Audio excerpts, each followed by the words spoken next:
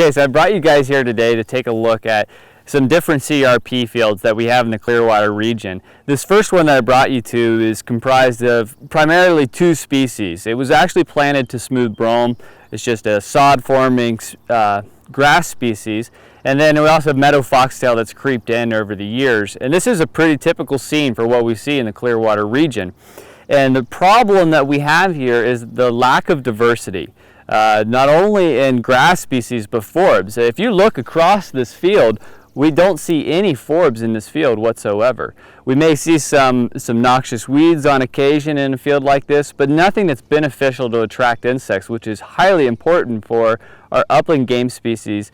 And if I take my hat and I sit it there and pretend that's a pheasant, you can easily see, my hat through the grass. And we'll kind of show you an example of this in another field that we're going to see later that's actually been converted into a highly diverse stand containing a lot of forbs and a lot of diversity, and it's part of our the SAFE program, State Acres for Wildlife Enhancement.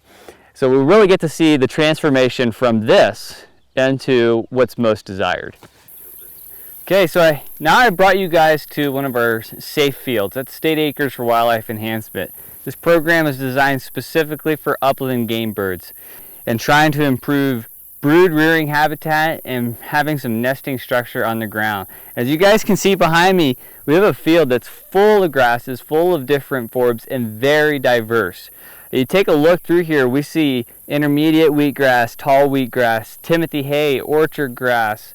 I see bird's foot trefoil, red clover, white Dutch clovers in here. There's alfalfa in here. There's yarrow. It is just a diverse mix. This is only the second year of the contract, and you can see here, you see the structure. I'm standing up, and this stuff is already at least 3 feet tall. And so we just have a beautiful established stand, and this field right here has attracted a lot of insects. If you listen carefully, you can actually hear the insects buzzing all around me and chirping. It just has done a wonderful job of attracting the high protein insects that are very important for brood rearing. So this field is going to be able to produce a lot of pheasants because of the cover, because of the diversity, and because of what we've attracted here. This is a CRP field for wildlife. To talk a little bit more about the importance of structure, earlier you saw where I showed you a smooth brome field and I put my hat down and how you could still see my hat very easily. I'm going to demonstrate that again a little differently here. Now you cannot see my hat whatsoever. We've completely concealed the hat, and all I've done is just lay it down.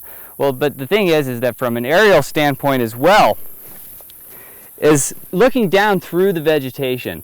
You cannot see the vegetation floor from here. So upland game are protected from aerial predators by being in here.